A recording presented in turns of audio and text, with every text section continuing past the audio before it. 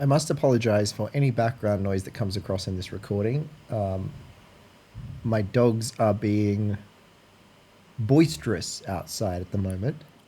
Boisterous. Boisterous.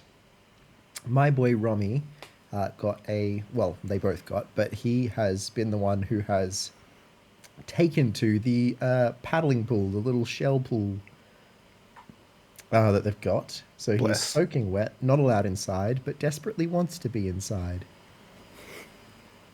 Fair enough. Yep. And he's making noise.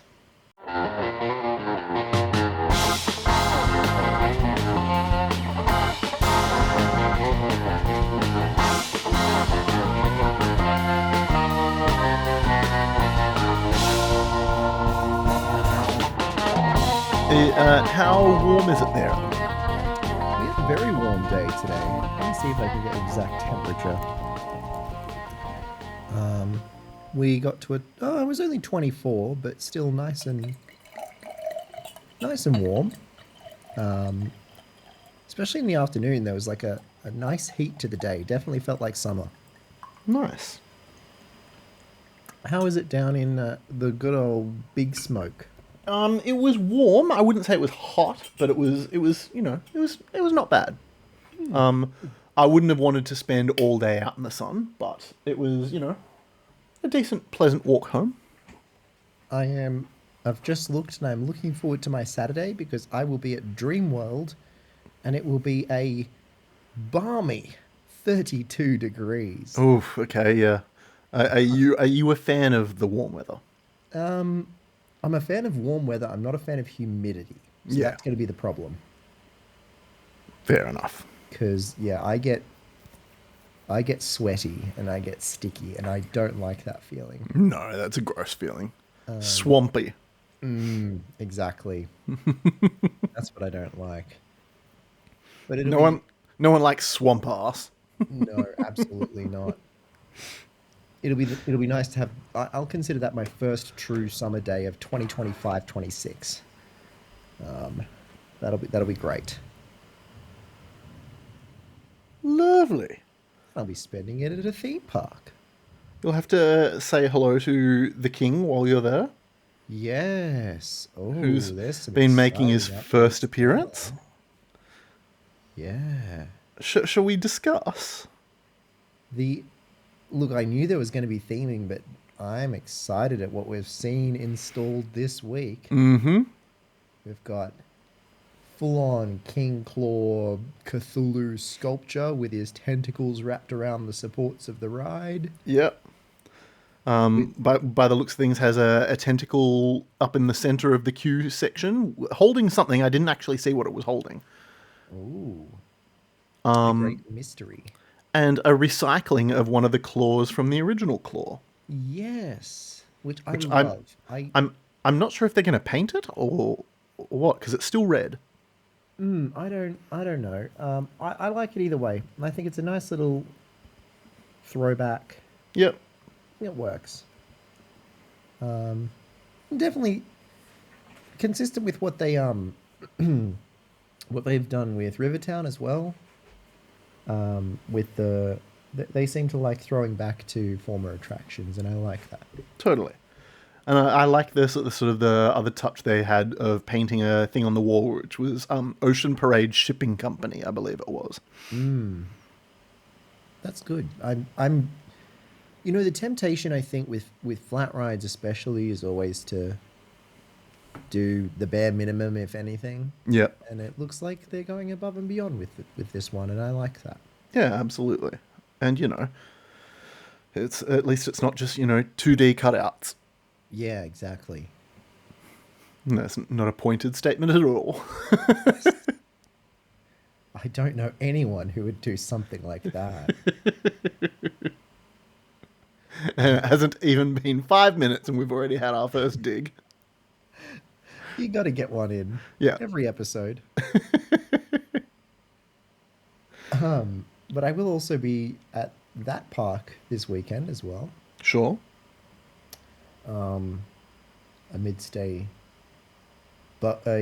laundry list of rides that will be closed. Yeah, so how many rides are closed at the moment? So out of the coasters, Superman, Flash, and Scooby are all Yep. closed. And I believe Justice League is also closed. Okay. That's all I can think of at the top of my head at the moment, but that's still, you know, three of the coasters and at least one other major attraction. I'm just getting up the maintenance page now. Yeah, so Justice League is down, Scooby Doo is down, Superman is down, Flash is down, and that's all at this stage. So Okay. fingers crossed that stays that way, because at least they'll get Rivals and Green Lantern, and I still haven't got the Kansas Twister credit yet, so Yep. that'll be high on the priority list as well. Is it school holidays at the moment? Yes, it is in. No, it's not anymore in New South Wales. But in Queensland. Let me have a look in Queensland. School holidays and term dates. Term 4 began on the 7th of October, so no, it's school term. So that will hopefully be not too busy. Okay.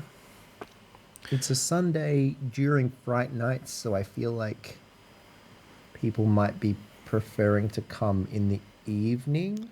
Well, that's Or is there no Fright spoiler alert. In Chuck Chuck Woo's latest episode, he attended during the day on this Fright Nights period, and it was pretty much quiet during the day. Well, that may be the silver lining here. That hopefully plenty of ride time. Nice. We'll see how it One goes. one can hope. Absolutely. Unfortunately, missing Gold Coaster as well this weekend. All right. Yep. Because As Big Brother. continues to be constructed.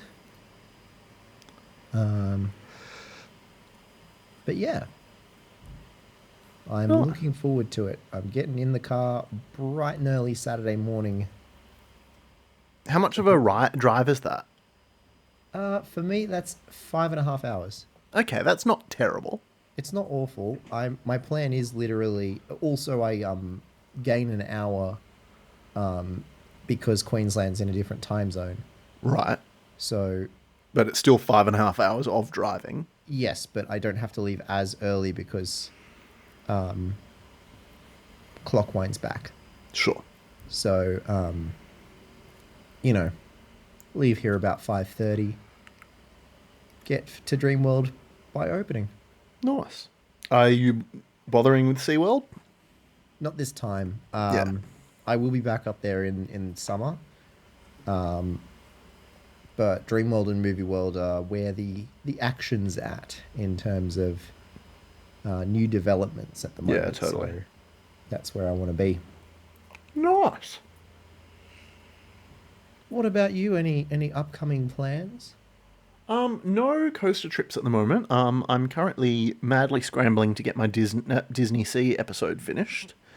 I'm looking forward to that one. Yeah, it's I think going to be my longest video yet.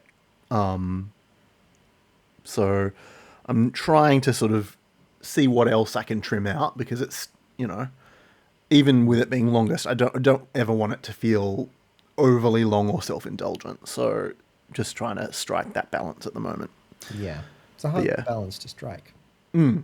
So I'm gonna sort of see what fat I can trim during the sound mix tonight, Very and then nice. see if I can get it exported and uploading overnight. Very, very nice. But yeah, can I regale you with a bit of trivia? Yeah. Why not? On this day in history, The Simpsons announced to Lisa Simpson that you don't make friends with salad. You don't win friends with salad. Lit. Da-da-da-da-da-da. Sorry, I got caught up in the rhythm. Great episode. 30 years ago. 30 years old. Good times. I need to go back and watch some of those classic episodes. I was watching the monorail episode the other day. Oh, perfect. It's seasons about 3 to 10, I think, is the golden era. Yeah, absolutely. Yes. And I don't even know what season they're up to now. It's like 30 something, I think. Yeah. Have you heard that there's a second movie in Really? development? Yeah, they announced a second Simpsons movie. I don't know if it's Simpsons movie 2 or just another movie in the Simpsons universe, but it's in development. Yeah, I'd give it a go. Why not? I'll watch it. I don't Yeah. have the highest of hopes, given that No. I feel like the Simpsons has I don't know if outstayed its welcome is the right term, but they are I think their it's golden days are behind them. totally. But I think it's a case of, I don't know, is it millennial nostalgia that's just keeping it alive? Or, like, I'm not who sure. watches The Simpsons nowadays? I'm not sure what it is keeping it alive because they've said that it will continue until one of the main voice actors dies, essentially. That's kind of bleak. Well, yeah, that is very bleak, and yeah, it's surprising that because what if that doesn't happen for decades? Are they really anticipating that the interest is? Because I only imagine that interest in it is going to continue to die further. I don't know. Like, people can go anytime. I reckon they've got voiceover reads in the can in case something like that happens, where it's like a farewell message or something from that character. So What that would if you they need to write around a character being killed off, then I'm they'll just have looking something through like that like up their sleeve. the principal cast now because like I remember that quote where they said they would continue until if they had the choice they would continue until one of the main cast dies. Hank Azaria is only 60 something. Yardley Smith is 61. Dan Dan Castellaneta, Castellaneta is 67. 67, so he's the oldest of the bunch, but he's still only mid to late 60s. So there's every potential that they all live for another 20, 25, 30 years. Yeah. But that being said, I would never have suspected that Diane Keaton was, pour one out for Diane Keaton, absolute rock star. I would never have suspected that she would have been, you know, on her way out. No, sadly. Talk about a badass, someone who did things her own way. Yeah. Definitely pull one out. Yeah. Sad times. Sad times. Yeah, but Simpsons movie. Hang on, let me see. Have we got like a release date? July 23rd, 2027.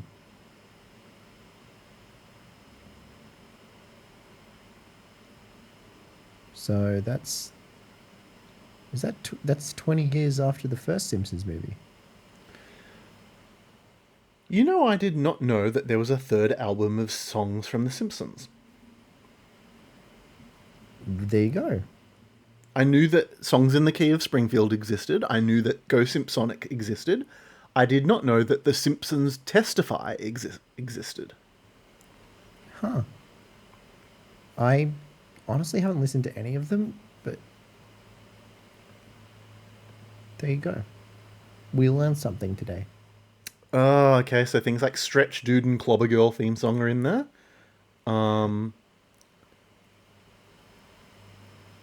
What else have we got in here that I'll recognize?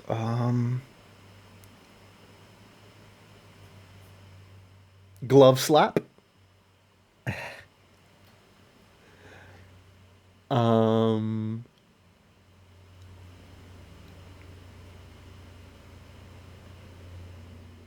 there's not a whole lot of them that I recognize, which, shows that it's like ones that have aired since I stopped watching.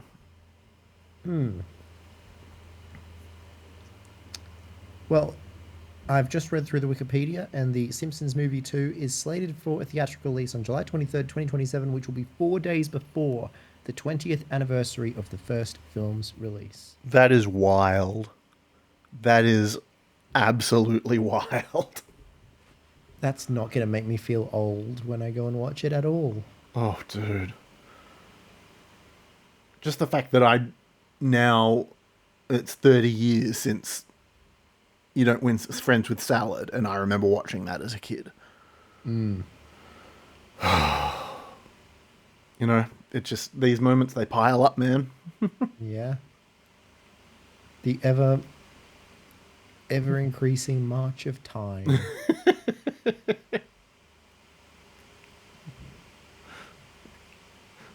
Man. The summers die one by one. How soon they fly. And I am old and will be gone. So it sounds profound when we say it in spoken word, not like we're stealing Rather lyrics than- from a Broadway show tune. Rather than Hugh Jackman. Have you seen that guy on TikTok doing the Hugh Jackman impersonation? No?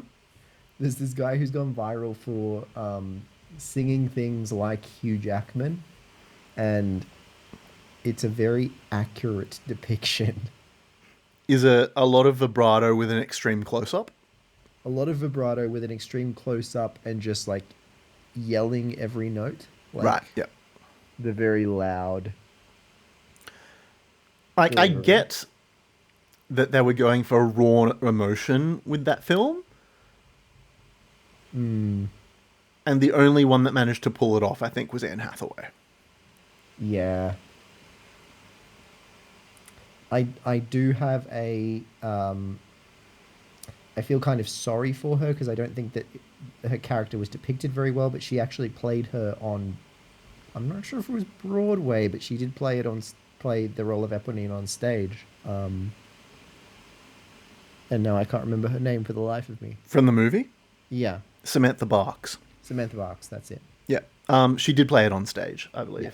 She played it in the 20th anniversary concert production that was at the O2 Arena as well. There you go.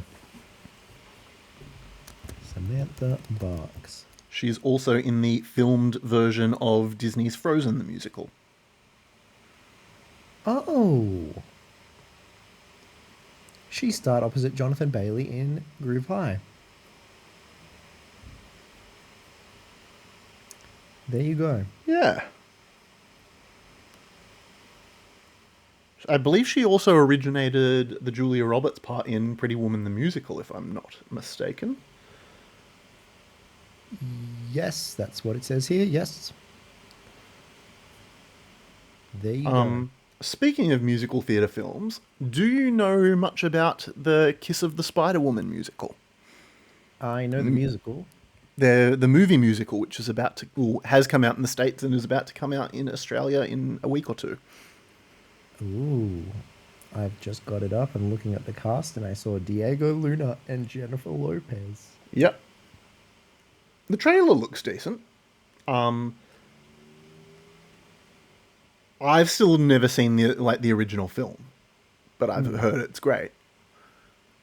And I've heard the musical's great too, but it will be interesting to see if the movie musical will hold up. Guess we will find out. Based on the 1976 novel by Manuel Puig? I don't know how to pronounce it. Neither does Wikipedia, it doesn't tell me. But it is directed by Bill Condon, who wrote Chicago the movie and directed Dreamgirls the movie. Right, that's a good resume to A have. decent pedigree, yeah. Oh. I Never think I know exactly what you're referring to, that he also directed. Yeah, he also directed The Twilight Saga Breaking Dawn Part 1 and 2. Yep. I won't hold that against him. We'll see how it goes. Yeah. So musicals seem to be his, I don't know, oeuvre, is that the word? his I don't know what word would I use. His forte. Forte. That's a good word. But yeah, so yeah, I'm curious to see it. I've purposefully not read anything up about it aside from the basic plot, like premise, not the whole plot. Mm. So yeah, I'm looking forward to going in and hopefully being pleasantly surprised. We'll see how we go.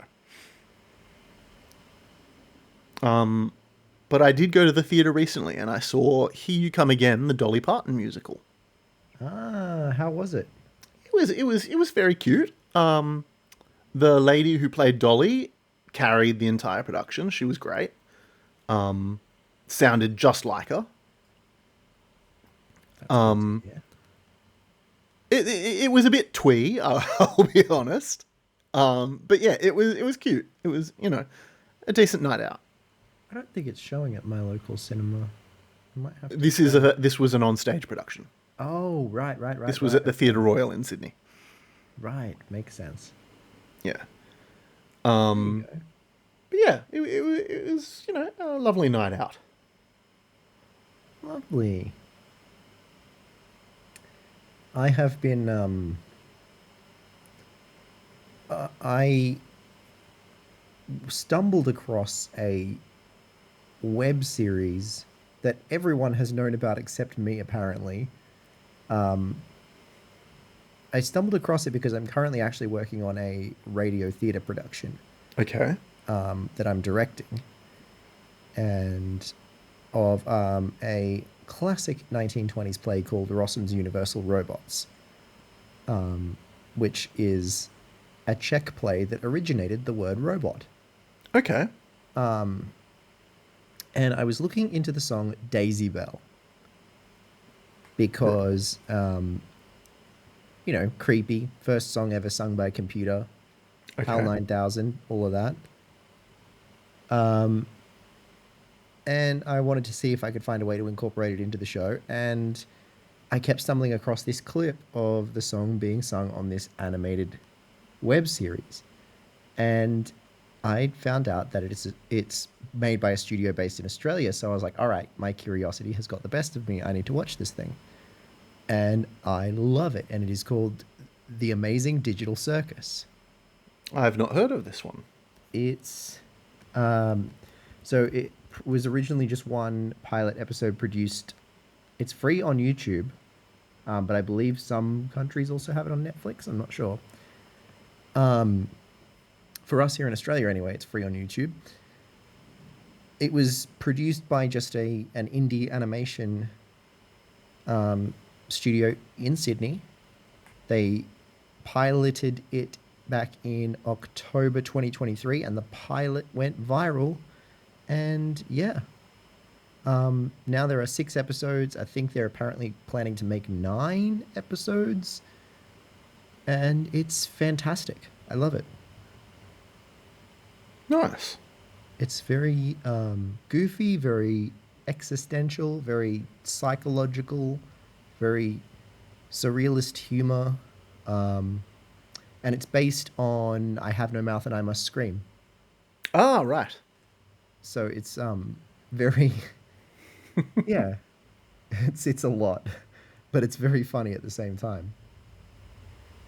Um, yeah, I absolutely love it. I've watched it through twice already because I was so surprised by how much I loved it the first time that I was like, right, well, I need to go back and look for Easter eggs and watch that again and analyze that in more detail. But yeah, highly recommend if you haven't seen it. It's free on YouTube on the YouTube channel Glitch Okay. Productions. Yeah, fantastic. Can't recommend it enough. Nice. I am currently going down a nostalgia rabbit hole and watching the entirety of the Australian series Pop Stars on YouTube, which is famed for creating the band Bardot. Ah, The entire season 1 is on YouTube to watch, and it is a blast from the past. I remember watching it on TV at the time. And for those of you who weren't around, Bardo was like an Aussie girl band created from this TV show that was just a phenomenon. They had 2 albums. They were sort of like Australia's answer to the Spice Girls kind of thing. And yeah, that's where Sophie Monk came from. Yes. Oh my god. Sophie Monk. See, this is like very, very slightly before my time, but only very slightly. So I know like the legacy of this. Thoroughly recommend the watch. It's super retro. It's like people still using touch tone phones and like people sending things via fax machine and stuff like that. It's very. I think it happened in 1999. Is when it was made. It says the Australian season one was 2000. Okay, so it was probably filmed in 99. Yeah. But yeah, good, worth the watch, and some an introduction to some 90s bops, 90s 2000s bops. Love that.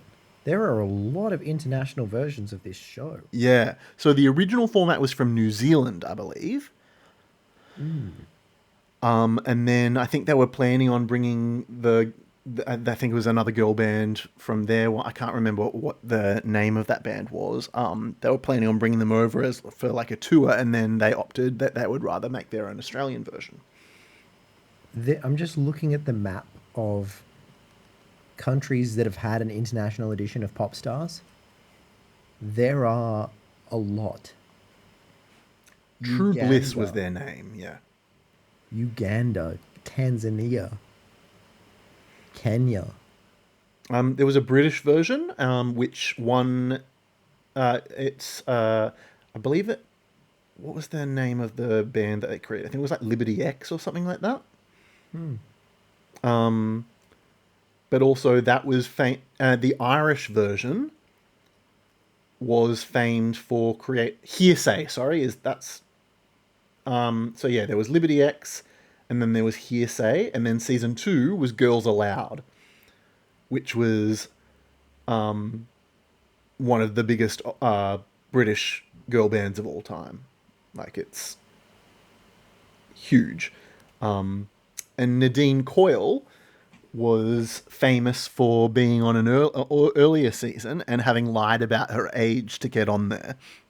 Oh, right. And getting found out on camera because they're doing the whole little preliminary interviews and sort of, oh, tell us who you are and, your basic stats. And she says, oh, my name is Nadine Coyle. I'm from Larkhill and Derry, born 15th of the 5th, 85, making me a Gemini. And then goes, what date did I just say? And then it just fades to black.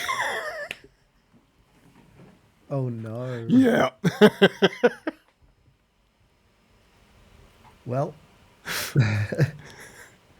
that's one way to... Out yourself. Yep. But she ended up going on to do the second season, got into Girls Aloud, which turned out to be a much better deal for her. But yeah. What date did I say? Honestly, she probably could have just like, if she kept it cool, she could have been like, oh, really? Did I say that? Oh, wow. No, but then that raised their suspicions, and that they asked for her to like reveal her passport. Oh, no. And she's like on camera, she's like, Mommy, can you check the car? I need my passport. My terrible attempt at her Derry accent. Gotta but watch yeah. some more Dairy Girls. Yeah. It was like a scandal at the time. It was like one of those first reality TV. Everyone was talking about it, water cooler moments. So good. But yes. What was I going to say? So yes, I've been rewatching all of Pop Stars season 1. We don't talk about Pop Stars season 2 or 3. Which, spawned Scandal Us and Scott Kane. Scott Kane. Wait, where do I know Scott Kane from? He was a one-hit wonder because he won season 3 of Pop Stars. I'm moving on. I don't remember that song. You're better off. Oh no, he grew up not far from me. You would know Scandal Us for their breakout song "Me, Myself, and I." Scandalous. Oh, okay. Yeah, I think I know this. Yeah, I think. Yeah. Wow. Yeah.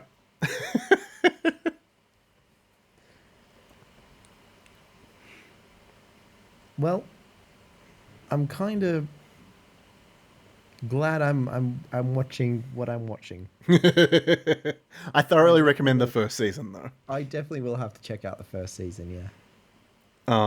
because that one had its own scandals and Hmm. different band lineups and whatnot. I won't go into too much detail, but yeah, well worth the watch, and well worth the listen. Two very good albums from Bardo. Yeah. Awesome. What else have we been up to this week?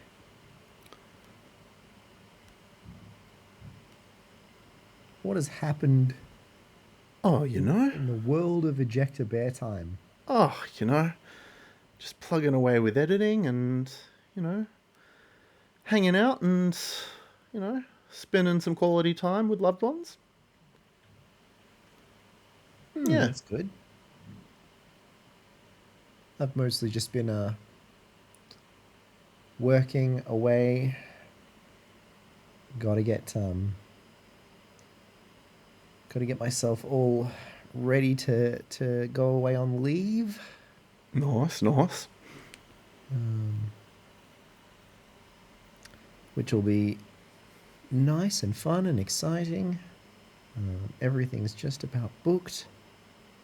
If you're hearing this episode, there is only. Hang on, I need a calendar to verify myself here. Um, there will be only, yes, one more episode after this before I am in. I don't know what is China's nickname. The land of I don't know. the land of the Great Wall. Is that what it's known as? I don't know. I just thought of the first thing I could think of that I associate with China that wasn't something deeply political. Yeah. China nicknames. The Middle Kingdom, or the Red Dragon, Okay. apparently. That's where I'll be. So I don't know if there will be. Oh, actually, there will be one episode at the beginning of November because I will still be in Australia when we usually record, and then I'll release it after I leave. But after that, there may be a gap. We'll see. Right. Well, I'm excited to hear much about your travels. I am starting to get to the stage that I'm getting a bit nervous. Understandably. I think more so because of the unpredictability of where I'm traveling rather Yeah. than anything else, but we'll make it work. I've been on plenty of escapades and adventures before. Right. Not to go back to a subject we've just already talked about, but I do have to bring something up because it's extremely retro. Go right ahead. I am looking at a cover of Who Weekly magazine with a cover story on Scandal Us. And it's like got all 5 of them there, and it's like, oh, this one's the Joker. Oh, this one's the Mother Hen. This like with their little graphics, but it's other stories that also have made the cover that date the cover to a very particular place and time. The three other cover stories are Engaged, Freddie Prinze Jr. and Sarah Michelle Gellar. Nicole Kidman at the New York Moulin Rouge premiere. Nicole. And plus Port Arthur 5 years on. Oh, Jesus. Yeah. That's... Wow. So all very specific moments in time. Yeah. Wait a second. No way. What? I actually did not know that Sarah Michelle Gellar legally changed her name to Sarah Michelle Prinz. I didn't know that either. She's married to Freddie Prinze Jr. I did know that, but I didn't know she legally changed her name. I thought she kept her. Well, I think she professionally has kept her regular name, but I didn't know that she'd legally changed it. Well, yeah, apparently she has legally changed her name. Because when I googled her, it came up as Sarah Michelle Prinz. There you go. Fred and Daphne are dating, guys. Well, they've been married for a long, long time. Yes, actually, they were married when this. When they made Scooby Doo, I think Raja Gosnell cast them because he wanted to cast a couple. Married 2002. Oh, they were dating when Scooby Doo was filmed and married 2002, the same year it came out.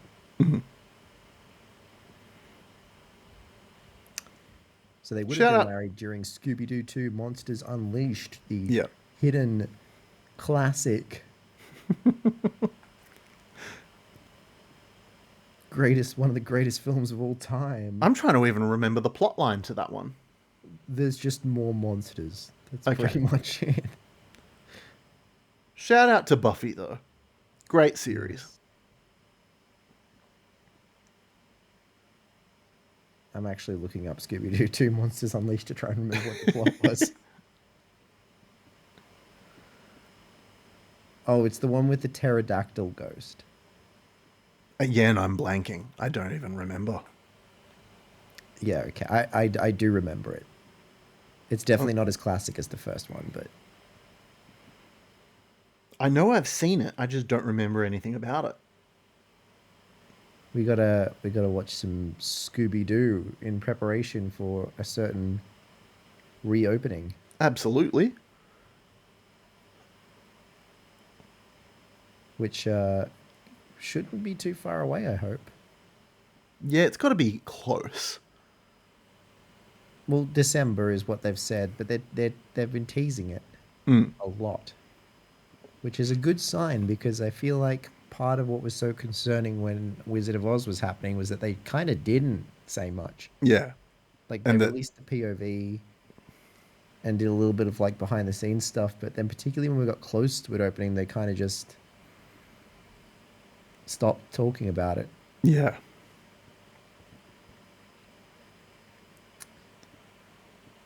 But it will be good to see it back. I've been writing a script about it, and it's made me realize how much Movie World misses it. I didn't know that there was a third one that was in pre-production and then was cancelled because the second one didn't do very well. Oh, really?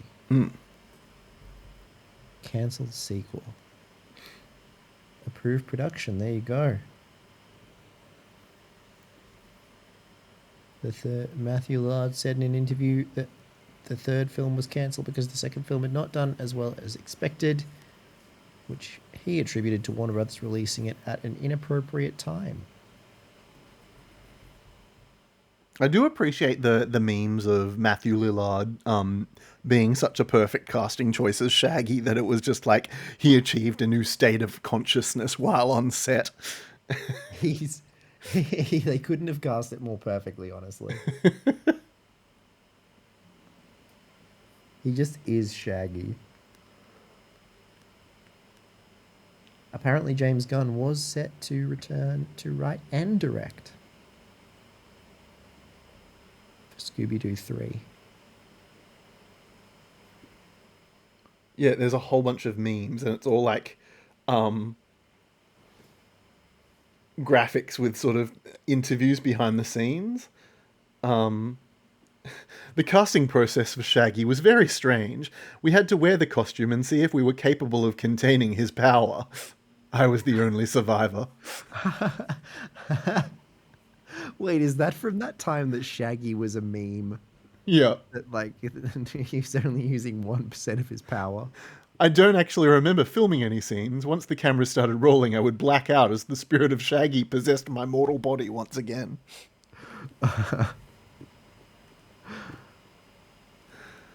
Wait, how greedy were Warner Brothers being? They say that it didn't do very well and that's why they cancelled it. It made $181.2 million at the box office from a budget that is estimated to be between 25 and 80 million. It made $100 million at minimum. That's wild. I don't. How do you get to the point that you can make a film that makes $100 million and you're like, This nah, not didn't do good very enough, your well. sequel is cancelled? Like, I get that it's like, we're talking big industry here. Lots and lots of money being thrown around, but come on. Another one of the memes where it's like a screenshot of, you know how they've got all everyone's souls in that little cauldron part in the movie. Yeah, that's the first one, isn't it?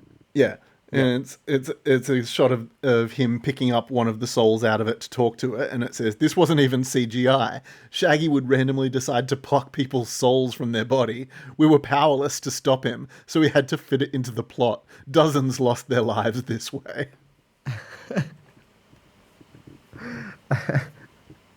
Yeah. Movie World should incorporate this somehow into the coaster. Just Shaggy's overwhelming presence. One time, Shaggy snapped his fingers and Sarah Michelle just disappeared. She came back like 30 seconds later, but she looked really scared and kept saying something about the dark place. That's so good. How much do you think Scooby's theming is going to have changed? I think they will have reintroduced some of the animatronics, but I think there will be, I'm assuming, some updated projections, but I Yeah. don't think they'll be great. I think I think the projections at this point are confirmed to be returning. Yeah. I think they'll be better blended with the environment rather than just on a blank wall. Yes. I think my second problem with them, other than the fact that they were completely not blended very well, was the 90s to 2000s 3D animation. Yeah. Like, very, very felt like it was from a like a source animation or a Gmod kind of thing. Yeah. I would hope that they would have engaged a decent animator so that it looks like at least quality and not a slap job.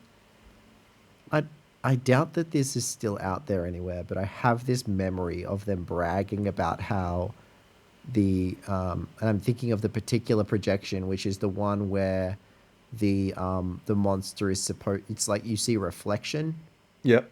of yourself and you can see the car, and the monster is supposed to like come up behind you and swipe at the car.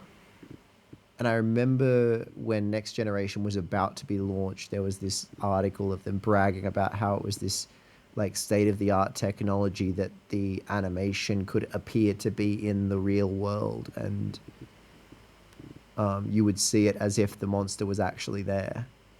And then I remember seeing it for the first time and being like, it's not even like color graded correctly. Yeah. Like, you can you could see like that the brightness is like way different. Yeah, it was. I hope they get rid of the TV in the lift because that illuminated the entire laser room in a way that it just exposed all of the things that didn't need to be exposed. And what was that? Like it was literally just for Scrappy Doo to appear against And a blank rock and wall background. and roid out Yep. Which is also one of my least favorite parts of the Scooby Doo franchise. the whole Scrappy Doo bit. The Scrappy Doo bit. Well, no one liked Scrappy Doo. That was the joke. Yeah. Oh no, but I like Scrappy Doo from the cartoons. No, Scrappy Doo from the cartoons was annoying. That's why it was the joke. No, That's why they turned him into the villain. I loved him in the No, he cartoons. sucked. No, I It's love fucking annoying. Scrappy. Sorry. I love Scrappy. Scrappy was great, but then also like, yeah, no. Wait, was Scrappy? Scrappy was the first one, right? The first movie. Yes. Yeah. Scooby Doo live action film series. Here we go. Scrappy Doo. What a character.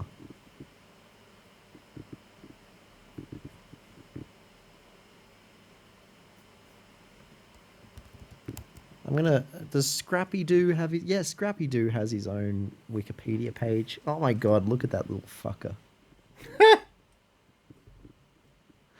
That's a.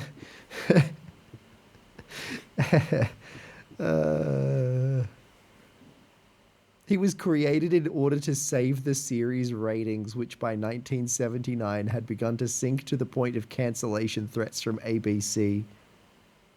He was literally the Poochie. He was Cousin Oliver. Yes.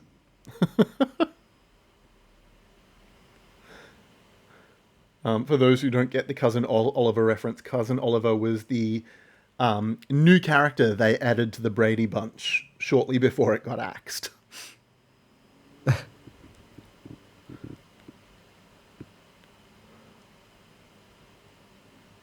This is. There you go. See, critics like Scrappy. Yeah, sure. This is a great quote. It's a lot easier to love Scooby than it is to love Scrappy, but I don't have the problem with Scrappy that I've heard expressed by the public. I suspect that this is because I wasn't watching Scooby from the beginning, but rather I came in and started catching up quite a while after Scrappy had made his debut. Hey, they've been messing with Scooby's cast for years. So not so much critics and critic. That's just one quote among many. I love Scooby. I love Scrappy Doo. I'll come to Scrappy Doo's defense. I will not come to the film version's defense, though. I actually found that very annoying. Yes, Cousin Oliver was in the final 6 episodes of the Brady Bunch. With all the regular children growing older, his inclusion was intended to reintroduce a cute younger child to the series. However, the idea backfired as most viewers disliked the Oliver character, and the plan became moot as ABC had opted not to renew the series even before his debut. This gave rise to the TV term Cousin Oliver Syndrome. There you go. We're learning about the film and TV industry today, everybody. Well, it's sort of jump the shark kind of situation. So, I've discovered that the man who did the voice of Scrappy Doo in the film is Yes. a man by the name of Scott Innes. Okay. He has actually done voice work in lots of Warner Brothers and Hanna-Barbera animated films, TV shows, and his list of characters that he has voiced is insane. The name rings a bell. So this is not a full list. This is just the ones listed in the first paragraph of his Wikipedia page. Scooby-Doo, Shaggy, Scrappy-Doo, Popeye the Sailor, Fred Flintstone, Barney Rubble, Foghorn Leghorn, Muttley, Bugs Bunny, Yogi Bear, Captain Caveman, Fred, Boo Boo Bear, Snagglepuss, Papa Smurf, Elroy Jetson, Astro, Quick Draw McGraw, Bubba Louie, Elmer Fudd, Spike Bulldog, and Ranger Smith. So, like, the whole cast. Yeah. Oh my god. I'm just sort of scrolling through just to see if there's anything in particular that I remember him from, because I do know that name. So it looks like he's basically the jack of all trades that they use to cover when the original actors don't take part in a project. Right. Because like he's done a bunch of the Scooby Doo movies, and he's done characters from Scooby to Scrappy to Shaggy to Fred, and several villains as well. All in looks like direct to video and DVD Scooby Doo films Sure. and video games and stuff like that. So It's mostly Scooby Doo stuff. yeah.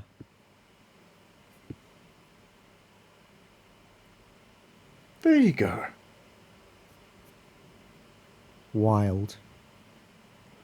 He does like the voices in like Six Flags parks and stuff as well.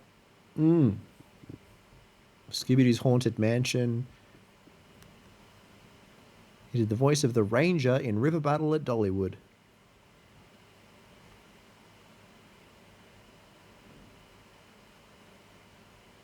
And at Warner Brothers, he actually did provide the voice for Scrappy at Scooby Doo Spooky Coaster. Oh, really? Yeah, it's listed there. There you go. Scooby Doo Spooky Coaster Next Generation, Scrappy Doo. So he's to blame. Get him. Get out. I do hope that's gone. Yeah. Like, but in which case, what is the plot, the new plot line of the coaster? Because if they do have projections, what is the plot? I mean, the original ride didn't need an explanation for the elevator lift. Yeah. It was And also there was no just- explanation as to what happened to Scrappy at the end of the ride. Yeah, but the ride was always just you're going into this mysterious castle or whatever. Scooby says there's monsters chasing you. Yeah. You see various monsters. You flee said monsters. You reach safety. So I don't think that we need. Because I don't think that. What did Scrappy provide to the story anyway? I don't know, like a foil, like a not comic relief, but Because he just showed up when you were in the elevator lift, and then he roids out. oh, and then- I didn't. I thought you meant in the actual show. Yeah, Oh no! Like I think it was just a callback to the movie, really. Yeah. So I don't think that it would be any harm to the story to remove any kind of theming from the lift, honestly. Yeah. I think it would be fine. Changing tack. Have you been following the Bird of the Year competition? No, but I should have been. We've been talking about it. Have you seen they announced the winner for this year? The Tawny Frogmouth. Yes. Who was the bridesmaid for like 3 years in a row or something, and has finally won. That's fantastic. We used to have a bunch of Tawny Frogmouths who lived near our house. They're some goofy Muppet-looking birds, but they're cool. They are goofy goobers. They have big old mouths.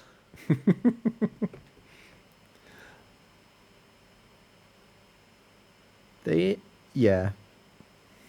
Funny looking bird. They're also doing an Insect of the Year competition, I believe. Are they? Yeah, I believe we were talking about that on the local radio recently. Yes, 2025 ABC Australian Insect of the Year. The finalists are the bird dropping beetle, the duck billed Christmas beetle, the giant rainforest mantis, the graphic flutterer dragonfly, the greengrocer cicada, and the mountain katydid. Okay. Katie did. Katie did. Yep. Katie did what?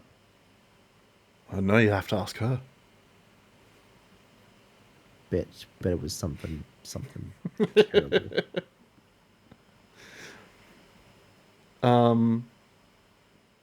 Yeah, I don't have any horse in this race, I'm going to be honest. Ew, the bird dropping beetle looks gross, so I definitely don't want it to win. I'm just trying to scroll down to see any photos of all of them. So Oh, yeah, I just saw the bird dropping beetle. It looks furry. I don't like furry insects. Insects should not be furry. I like the greengrocer cicada. It's big. I'm always here for a mantis. We gotta love mantises. Cicadas are, they're some noisy fuckers. So I'm not giving my vote to the cicada. I'm sorry. I live in too cold of a part of the country. We don't have very big cicadas, Fair enough. so we don't have that problem quite I so am much. voting in this ABC poll, and I'm giving it to the mantis. There you go. You heard it here first, folks. Thank you for voting. I did not receive any indication as to where the votes are at. I'm sure they don't want to spill their opportunity for an article revealing the winner. Because, ad revenue. Yeah, true. I'm going to give it to the greengrocer cicada.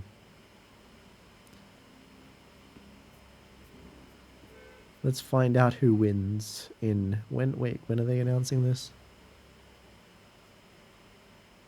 ABC, tell me when you're announcing it. Why do you hate us, ABC? Tell us. ABC. November 8th. Nice. Coinciding with the start of Australian Pollinator Week. There's a day or a week for everything now. Yeah, pretty much. I believe it's ADHD Awareness Month this month. Oh. Cool. It's a good thing to be aware of. Yes. And that, with being neurodivergent in that persuasion, that comes its benefits and its challenges. And,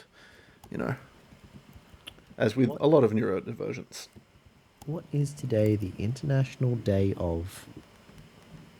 Let's find out.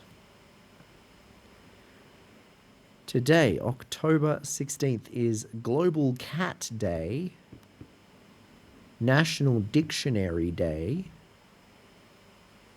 National Bosses Day, and National Feral Cat Day. Okay. It's also World Spine Day, World International Credit Union Day, National Liqueur Day, World Values Day, Steve Jobs Day. Oh my God. He has a day? Yes, he does. Did he die or something today? What was it? His birthday? I'm not sure. Steve Jobs. No, it's neither. They just decided. Just gave him a day. Just gave him a day instead. Here you go. This one's not taken. Let's have a look. Well, this podcast is coming out the 19th, so let's have a look. If you're listening on the day of release, today is International Gin and Tonic Day, Nice. National New Friends Day, Sunday School Teacher Appreciation Day, and National Seafood Bisque Day. I'm always here for a day celebrating a soup. I do have to bring up an anniversary. Because it will happen between the time this podcast drops and the time that we release the following one. Yes. So on the 24th of October, it will be the 25th anniversary of Madison Avenue performing at the ARIA Awards, the 2000 ARIA Awards, where she got upstaged by her own glass of water. I'm not familiar. It was it was a pop culture moment at the time.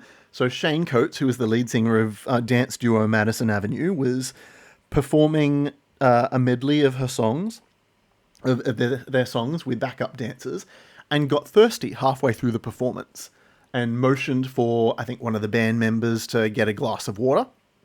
They handed her a glass of water, and she barely had time to take a sip, and then the next chorus of her song came in, and rather than, you know, discreetly place it down at the back of the stage or something, she put it down directly in front of her, which happened to be in the camera's direct line of sight. So this glass of water is front and center in the frame of the camera and is upstaging their dance act. And it is camp as tits. I'm looking this up.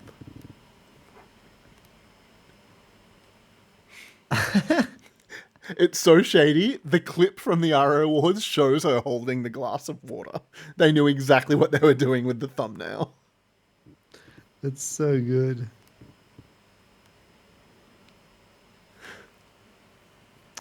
Well, that glass of water had its moment in spotlight. If you're out on the town on Friday the 24th, when it hits the stroke of 8:30 at night, please take whatever you're drinking, put it down on the floor, and dance around it. have it for Madison Avenue. I love that.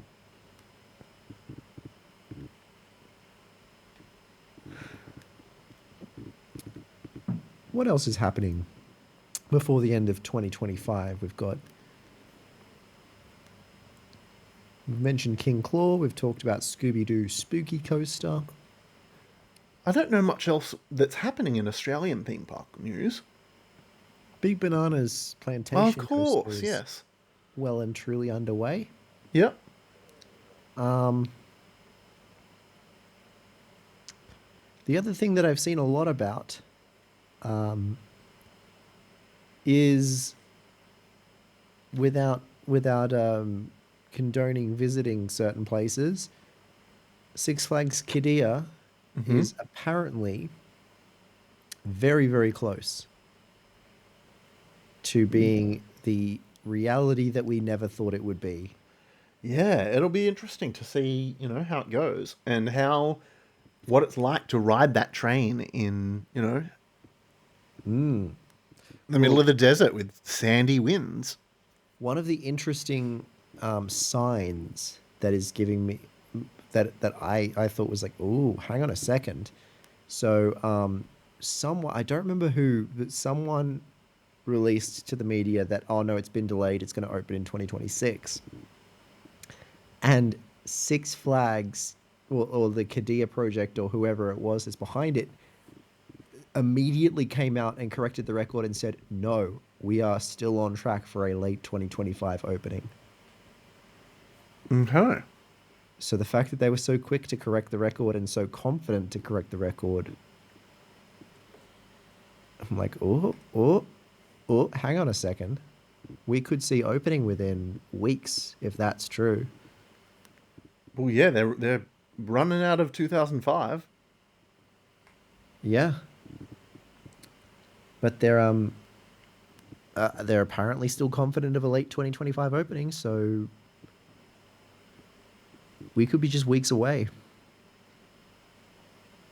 I guess we will see. We shall see.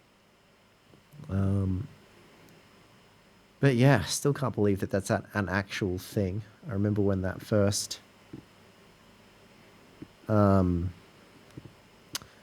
I remember when the first articles about it came out, and I was like, yeah, right,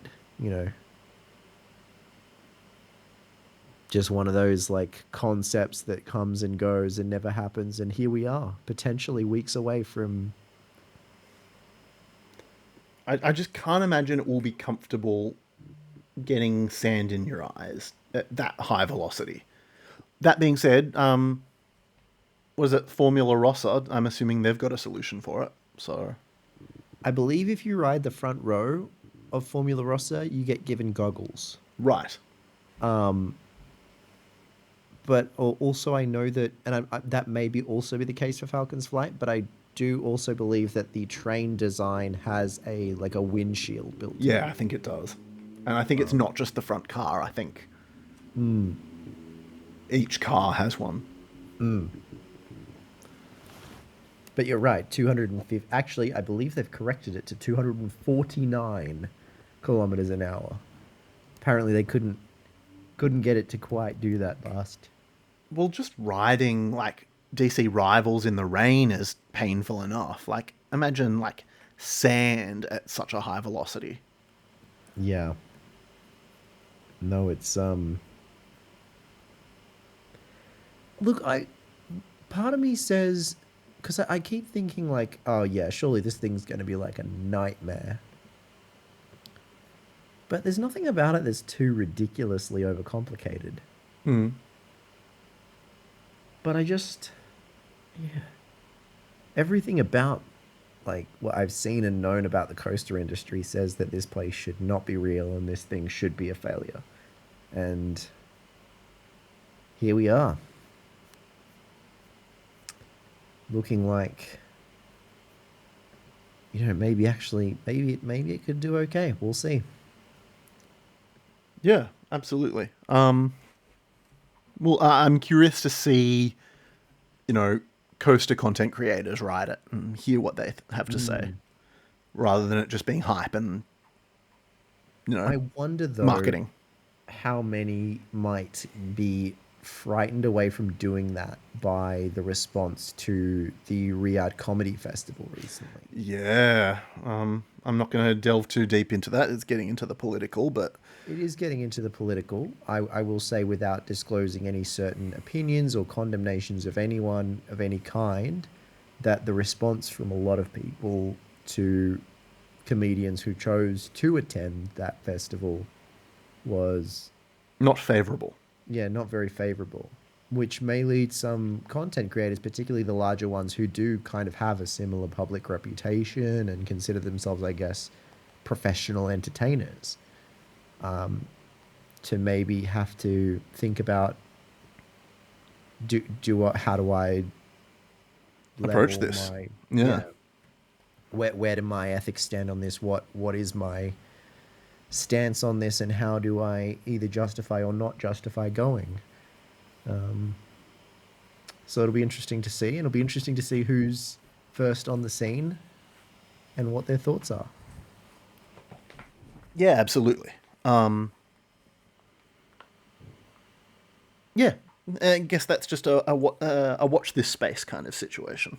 And will be watching with bated breath because I don't know what to expect. It could turn out to be the best coaster in the world, or it could turn out to fail on day one, and neither would surprise me particularly greatly. So I will be watching very curiously. Yeah. What else is on the horizon for us?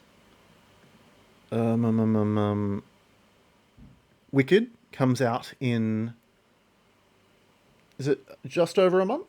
Just over, yes. Yeah, I think it's the 21st of November. I had this feeling that I've got screenings at my cinema as early as the 19th. Oh, okay. I don't know if that's an advanced screening or. Let me just look up. Wicked for Good. Yeah, we've got an advanced. Well, I don't know if it's an advanced screening, but we've got a screening on the evening of the 19th at our local cinema. Okay. Or if that's a Wednesday night, that's a Wednesday night, so that makes sense. It'd be like an evening screening. Yeah. I'm thinking of.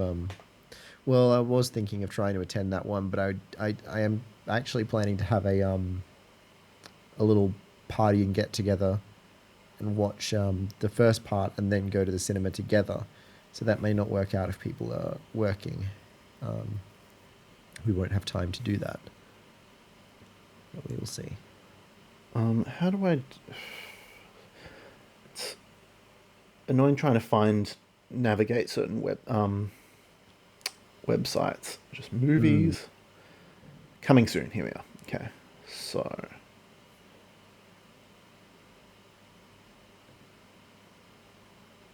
a lot of Bollywood movies. Damn Bollywood movies. Oh, they're doing a theatrical release of K-pop Demon Hunters on Halloween. Ah, yes, we've got sing along sessions still here and there, but Yeah, a sing-along event. Yeah. yeah, And I'm also assuming that they're doing it so that they can qualify for Oscar nominations for it. yeah, I would imagine so. Wicked for Good, 20th of November is what's showing on the Hoyt's website. Okay, I may have to if I end up going to that advanced screening, I may have to avoid telling you my thoughts for a day. Yes. But I will probably be seeing it as soon as I can. Yeah, if I can make the 19th work, I will. Yeah. But at this stage, I know that there are a lot of people that are keen to come along and have some drinks and watch the first part and then go to the cinemas together. So I think I actually may end up even putting it off to the weekend, just so that we're free enough to watch both parts. I will have to make sure the person I intend on seeing it with is off work that night so we can book it in. Time to start thinking about it. I know. Put in your not availables at work, people. Unfortunately, I've taken up too much leave already, and I need to save some more. Fair enough. I will just be attending it when I can. So you are back. Just looking at, is it the 10th? Yes, I get back into Australia on the 10th. Okay, yeah. It's a decent trip you got going. It's all right for the length I was looking for. Nice little, just under 2 weeks. Yep. Yeah, it'll be a lot of fun. I fully committed to it's a theme park trip. Yep. I've fully labeled it a theme park trip, and I'm spending almost every day of it at theme parks. Are you allowing yourself any rest days? Yes, I have a Good. couple of rest days. Good. But I am fully committing to the bit that it's a roller coaster trip. So Yep. if I miss seeing XYZ to Shanghai sites, that's fine. As long as I get to the parks that are on my bucket list, of which there are several around that area. So Having no idea of your exact itinerary or much about the geography of China itself, are you seeing the Great Wall at any point? no, so I'm spending the entire time around the Shanghai area, which the Great Wall is up to the north of Beijing. Right. So quite a distance away. I have seen the Great Wall before, but that was over 10 years ago. So Okay. I don't have like that vivid of a memory of it, but Sure. I would like to go back there one day. But for now, yeah, staying exclusively in Shanghai, Fair enough. which I've discovered has a Legoland now with a B&M family inverted coaster, and I didn't know that before I planned my trip. Right. Um, I'm and trying to think of what other B&M family inverts there are. well, I'll be going on one of them at Happy Valley Shanghai. So the original two B&M family inverts opened at Happy Valley Beijing and Happy Valley Shanghai, Okay. like in 2014 or something like that. And then there was none of them for ages. Phoenix Rising. And then Phoenix Rising got built, Yeah. and I believe Big Bad Wolf, the Wolf's Revenge or whatever it's called, Okay. at Busch Gardens Williamsburg, and I know there's one being built at I think SeaWorld San Antonio. I'm fact checking myself. Somewhere's building one. I know somewhere is building one. Family inverted coaster. Yes, SeaWorld San Antonio are building one. And yes, there was Phoenix Rising and Big Bad Wolf at the two Busch Gardens parks. And then also the three Legoland parks in China are also getting one. So Legoland Shanghai is already open and has one. And there's Legoland Sichuan and Legoland Shenzhen both building one. Nice. So there's 8 of them at the moment. Well, there's 1, 2, 3, 4, 5 of them, and 3 of them under construction.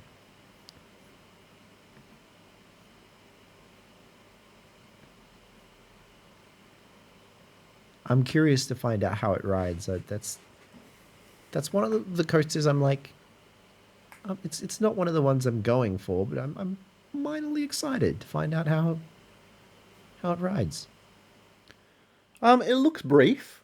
Like from the layouts I've seen. Yeah, it's not long, but neither are the Vekoma ones, to be fair. Yeah, fair.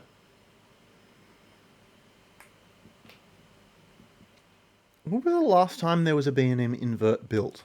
Like not a thrill invert. I believe it would be Monster at Groneland, which was like 20. Oh, I can't think of the date off the top of my head. Okay, here we go. RCDB to the rescue. Yes, Monster at Groneland in 2021. Okay. But before that, the newest one is Banshee at Kings Island, which was 2014. So they are definitely not being built very often anymore. I didn't know that Osiris was actually the 3rd newest. Wow. Because that seems like something that's been around for a hot minute. Well, yeah, and it doesn't feel like brand new anymore either. Like it's smooth and everything, but you can tell that it's a coaster that's been there for a while. It's definitely like it's got the signs of aging and everything. But yeah, 2012. It's the 3rd newest B&M invert. Nice. What else is sort of up on the horizon in international coaster news? Codaland's trucking along. They're getting there. They're getting there. I believe Yeah. they have officially said 2026 now, Okay. which I think we saw coming for a little while just because the delays have continued delaying. What's But the new Giga dive coaster that was yeah, announced? I am. You've been on. Have you been on a dive coaster? I have. I've been on Draken at Yes. Gyeongju World. What are your thoughts on a Giga dive coaster? I'm open to it. I thought that a dive coaster would be a one-trick pony and not overly, thrilling. But I loved Draken, and we marathoned that thing. So I'd love to see it. I'd love to see what it's like at an even bigger scale. One of my favorite parts of Draken was the splashdown part, which I don't know if they've included that in the Giga model that's just been announced. I'm not sure that they have. I don't think they have. I okay. I'm gonna okay. Yeah, no, it doesn't have a splashdown. I'm gonna put the asterisk over my opinion on dive coasters. That the 2 that I've been on are the prototypes. Are these the ones in Taiwan? The one in Taiwan and Oblivion. Ah, right. Yeah. So the ones I've been on, A, don't have full layouts, Yep. and B, don't have flawless trains. Right. They have just regular sit down trains with a floor. Yeah. I will ride my first one that is like a proper dive coaster on this China trip because Happy Valley Shanghai has a Sheikra clone. Nice. So if that blows my mind, I will absolutely kind of change my opinion on it. But if I was a Six Flags Over Texas local, I would be a little disappointed that they didn't just give us a straight up Giga. Because I feel like it's a little bit of a waste of the height, I guess. Because you get your one, obviously, a 300-foot tall vertical drop with the holding brakes that a dive coaster has. That's going to be terrifying, of course. But after that, it's pretty standard. You've got an Immelman, a loop, and then another little drop and a couple of inversions, and that's it. I would be a little bit disappointed that I wasn't just getting a B&M Giga. Tormentor, that's right. Tormentor Yeah. Rampaging Run. I couldn't remember what it was called. That's a hell of a loop on that thing, I gotta say. Yeah, and I believe the Immelman will be the tallest inversion in the world. Am I mistaken with that? That does sound familiar. I A 66.4-meter tall Immelman. Oh, I didn't realize there was a controversy around this one. Oh yeah, it's the whole it's the most annoying debate in the coaster community. It's the whole okay, so it's more than 300 feet tall, but the drop is less than 300 feet. So is it a giga? That is not the controversy I'm referring to. Oh really? Officials from PETA have criticized Six Flags for the upcoming roller coaster's theming, claiming that the ride glorifies animal cruelty. Oh, can I can I be real with I don't you know what I don't think this is a political opinion because I think that actually this is just I'm on the side of animal welfare here. PETA do themselves and the animals that they want to protect absolutely no favors by picking fights over stupid shit that isn't real. They It, did the it same does thing. feel like there are bigger fish to fry. They did the same thing with the fact that the cow in Mario Kart has a ring in its nose. I'm like, okay. And in the meantime, there's actual animal cruelty and stuff happening out there. So go deal with it instead of it's and it hurts their image because people see it on social media and mock PETA. Yeah, So no one people don't takes them take them seriously. seriously. No one takes them seriously when they do like actual important work. So yeah, this would be another case of that. Like, oh my god, Well, I do think something they're saying brilliant. that because it's inspired by the running of the bulls, which in itself is kind of a Problematic. Yeah, I'd agree. yeah. The running of the bulls is problematic. So I think it's more that is what they're taking issue with. Yeah, but like, I cool. So the roller coaster is named after the running of the bulls. So instead of you know doing anything about the running of the bulls, we'll make a Protest fool a of roller coaster. ourselves Yeah. going after a coaster that has nothing to do with Yeah. it. Yeah, they drive me nuts because they just give themselves a bad name. It almost seems like they're doing it deliberately. They just Um, pick fights with people that and at this like with the cow in Mario Kart and this, it's not even people that are actually harming animals. It's people that reference people that harm animals. It's like, well, it's priorities. Like, yeah. yeah, It will be the tallest Immelman inversion in the world. just the tallest Immelman inversion or the tallest inversion full stop. The 285-foot long drop will become the longest beyond vertical drop ever created on a roller coaster. The 218-foot tall Immelman will be the tallest Immelman inversion in the world and one of the tallest of any inversions on record, but not the tallest. Okay, so With a 179-foot tall vertical loop, it will have the tallest vertical loop on record, surpassing Flash at Liwa Adventure. okay, so Coasterpedia to the rescue. Actually, if it opened today, it would be the tallest inversion in the world. However, wouldn't you know it, Six Flags Qiddiya, Yeah, of course. the inverted top hat on Spitfire, their Intamin launch coaster, will be 239.5 feet. There you go. So, yeah, already scheduled to be beat. There's a lot of coaster okay. wars going on. I didn't know this in advance of my trip to China. I'm going to Wuxi Sunac Land, and the dive drop on Falcon is the second tallest inversion in the world currently.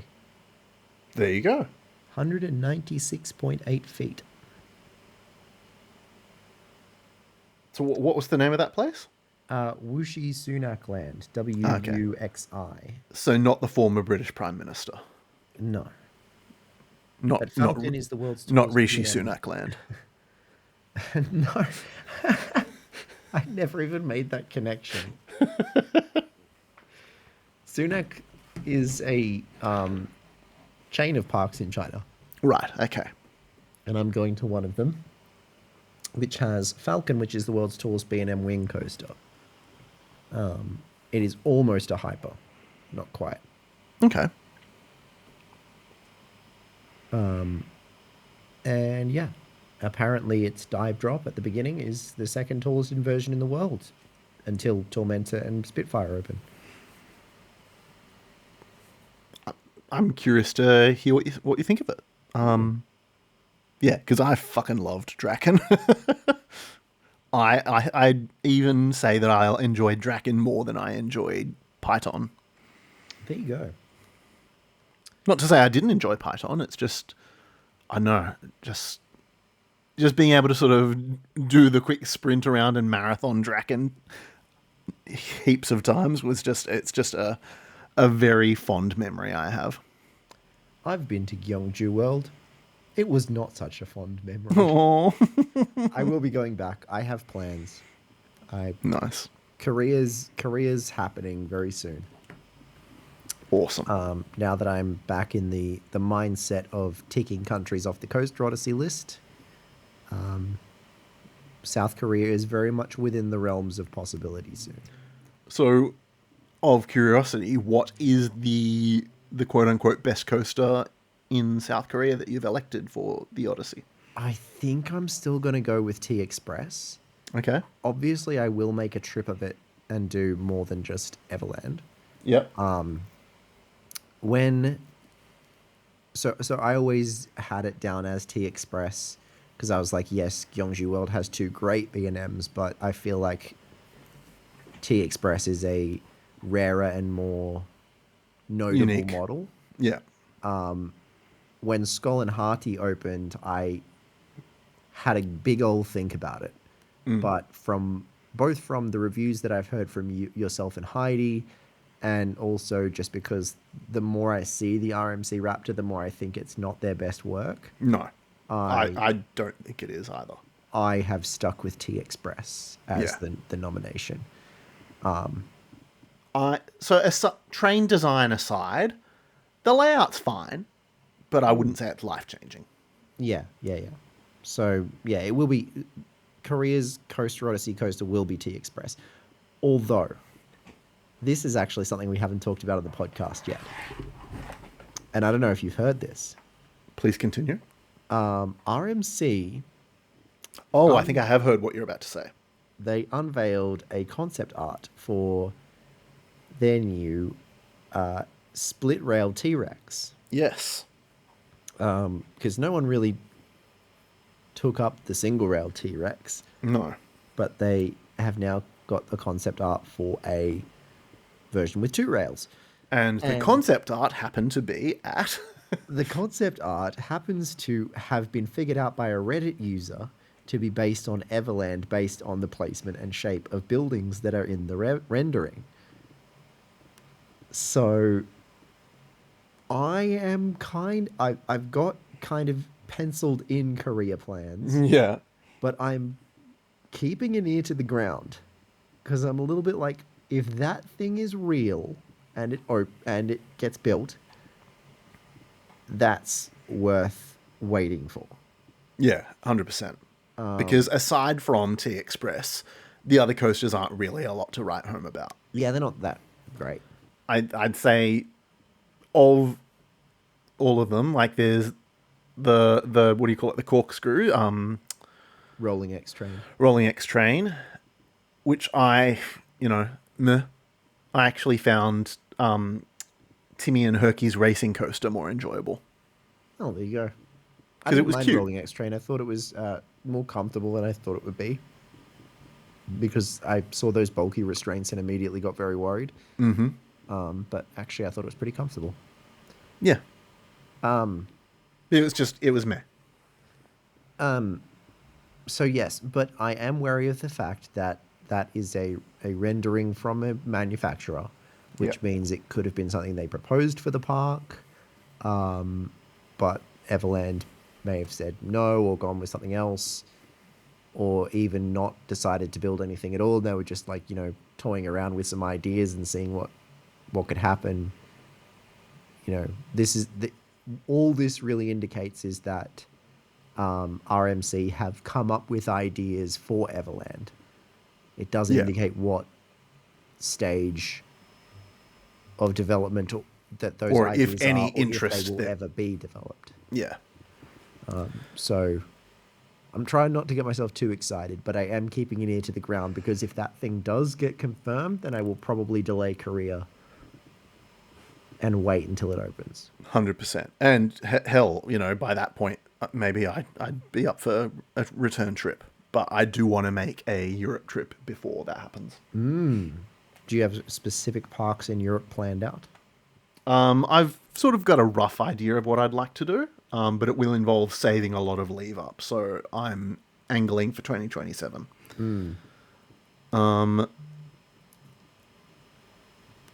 I think, what have I got here? Bear with.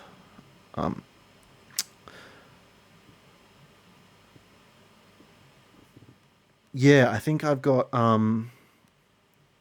think it's like Kolmarden, Linnamaki. Oh wait, no, this isn't the list that I was looking at. So yeah, Groneland, Kolmarden, Liseberg, Linnamaki, Energylandia, Legendia, Fantasialand, Europa Park, Hyder Park, Holiday Park, Wallaby Holland, Plopsaland Japan, Wallaby Belgium, Park Asterix, Wallaby Rhone Alps, La Pau, Futuroscope, Portaventura World slash Ferrari Land, and Parque Water Madrid. Okay, nice little trip there. I also had La Pau, Parc St. Paul, and Jardin d'Acclimatation, but those could be sacrificed if need be. Park St. Paul is one that you put it on the chopping block. Yeah. It's a lovely little park. It's very quirky and weird, but there's nothing there coaster-wise that should really detract from other things that you want to see in Europe. Yeah. Wood Express is good, but I put it on the level of about like a Jet Rescue. Yeah. Like Whereas something like Futuroscope. Futuroscope is very high on my bucket list after seeing Riley's videos. Yeah, 100%. Very excited to one day go to that park. But yeah, Park St. Paul, yeah, like Wood Express is like Jet Rescue level, and then you've got a bunch of trash, honestly. Yeah. It's But I do more- want to do Wallaby Rhone Alps because I want to do get both Hot Racer credits. I've heard very good things about Mahuka from everyone I know that's been on it. Yeah, and I want to try Mystic as well. Yeah, very weird coaster. But Park Asterix is an absolute fucking must. Yeah. As a massive Asterix fan all throughout my childhood and a proud You owner of will every love it there. single Asterix book under the sun, You will love it there. I'm not very familiar with Asterix, I will geek the fuck out. but If you I saw me still geek out hugging Baloo, you can only imagine how much I'll geek out meeting the cast of Asterix. oh, I remember you geeking out while I was messaging you from Park Asterix. Yep. Um, yeah, no, I had a great time there as someone who's only vaguely familiar with the comics. I thought it was absolutely brilliant. The theming there is top notch. I went there expecting like I knew that it was a really well themed park. I left thinking, actually, you know what? If I'd gone to Disney, it would have only been as good as that. Like that was as good as Disney, if not better. And I I thought it was absolutely fantastic. The lines were not too long there as well, so I got like re-rides on stuff. It was great. Tutatis is still my number two. Osiris is fantastic. Tonnerre de Zeus is very, very surprising. The flume that I went on was immaculately themed and very like charming. They've just opened up set automatics. Yes, which and they've got a new land on the way as well, themed to London with a multi-dimension coaster and a bunch of other rides. So I don't know. Hang on, do we have a date of when that's set to open? Oh, it's not even on RCDB yet. So I don't know, 2027, 2028, I guess. But yeah, no, fantastic park, brilliant park. I love. It's actually, I would say, one of my favorite parks I've been to. Nice. Yeah, it is the highest on my priority list for Europe.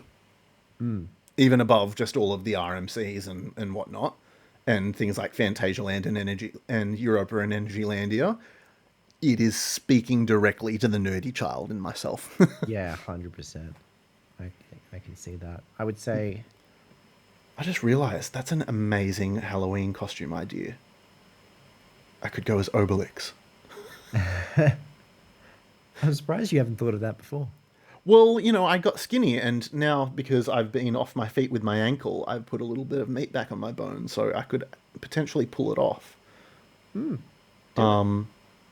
That'll be amusing. Yeah. Look, from my little taste of Europe that I got before, unfortunately, I had to cut it short. Park Asterix, Europa Park, those two were two of my favorite, probably my two favorite theme parks I've been to ever. And I would say,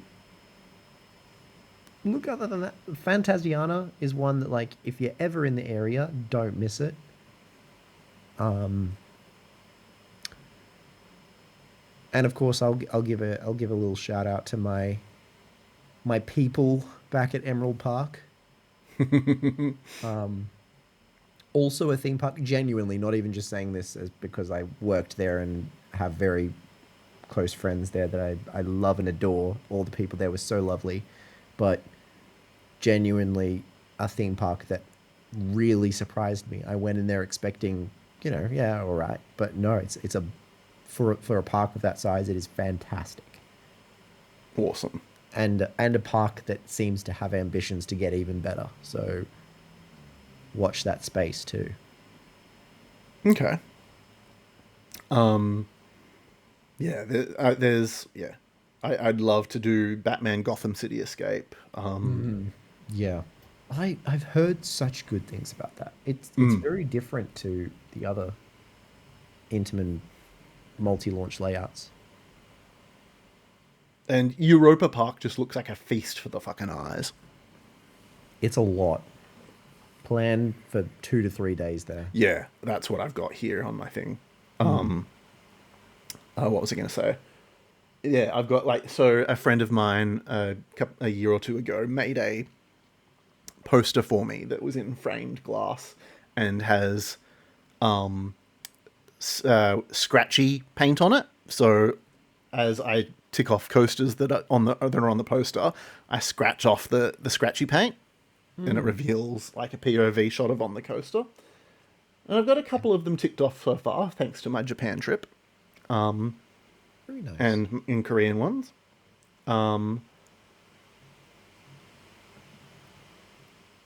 But yeah, so there's plenty more to tick off on there. Yeah, of course. No, I've got so next year I've got three countries lined up. So China will obviously be the return of Coaster Odyssey this year. I've got three countries lined up for next year, and then I will be doing a return of the RCDB roulette series to determine where I go next towards the end of next year. So Nice. hopefully at least four countries again next year. We'll see. I'm blessed with when I was offered this job, the boss knew what I was doing, and I'm blessed with a large amount of either leave or remote work. So I have the opportunity to do a bit more travel. That's awesome. Like, if you've got an arrangement that's that flexible, like, why wouldn't you take advantage of it? Oh, 100%. Well, that's what it was there for, was they wanted me for this full-time job. I wanted a full-time job, but my only concern was when I get back to traveling and making YouTube videos, am I going to not be able to do this because I have like no leave at all, or I can only travel for these short periods at a time, and so it was deliberately put in the contract for that reason. So I'm blessed, and I now that I'm back motivated and healthy again, I am definitely going to be taking advantage of it. So yeah, Japan's lined up. Hopefully Korea and one other that I'm going to leave as a surprise Okay. because I think it's a little bit out of left field. And then yeah, another RCDB roulette video. Okay. Meanwhile, I think I've sorted out a Halloween costume this year. Oh yes. Yep. I'm thinking of going as Obelix. Oh, so you're going to Yeah. commit. Yeah. I think I'm going to do it. It will involve a lot of work in 2 weeks. Yeah, 2 weeks out. I was going to say. Yeah. Normally I'm way more prepared than this, but I hadn't actually thought about it that hard. I'm just recycling the costume that I used for my party a couple months ago. Fair call. I'm going as a penguin. Okay.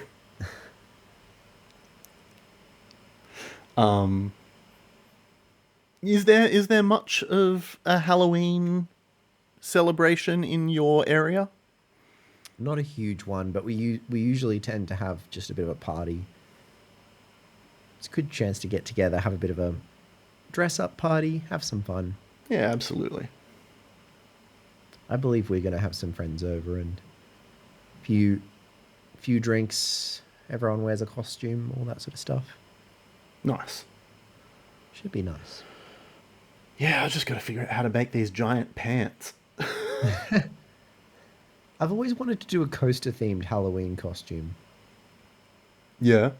Like something that's a reference to a coaster that would be nerdy but also would pass in a normal Halloween party. Yep. Um, I don't know, like I would think of a coaster name or a coaster reference that could be interpreted as a in a specific way and become a costume, and then yeah, Well, go I from there. mean, surely, like a King Claw costume would be doable. Yeah, something like that would be doable. I do want it to be a little bit punny, I guess. Like find a clever way to incorporate a coaster name in a costume. One day I'll Yeah. come up with something.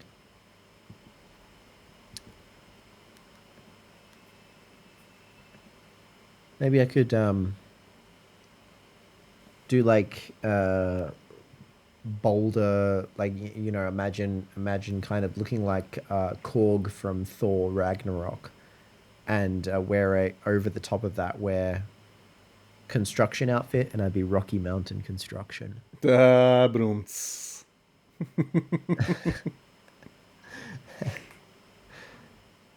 And with that joke, Dad. oh dear, I think, I think it is my my bedtime. I'm a Fair sleepy enough. old man. Yeah. So I will ask you, Kieran, if people haven't heard of your adventures before and they are stumbling across our podcast right now, where can they find you? You can find me at Ejector Bear Time on YouTube. You can also see my non-coaster related side quest adventures at Ejector Bear Time Sidetracked on YouTube. You can also follow me on Blue Sky at ejectorbeartime.bsky.social. How about yourself, Jake? You can find me on YouTube at Maloney's Coasters. If you are a content creator yourself and need some off-ride coaster footage, you can find me at Maloney's Coasters Off-Ride Footage. And you can follow me on Blue Sky at maloneyscoasters.bsky.social. Until next time, This has been an absolute bunch of total Bear bear load. Water Bar. What a bunch! What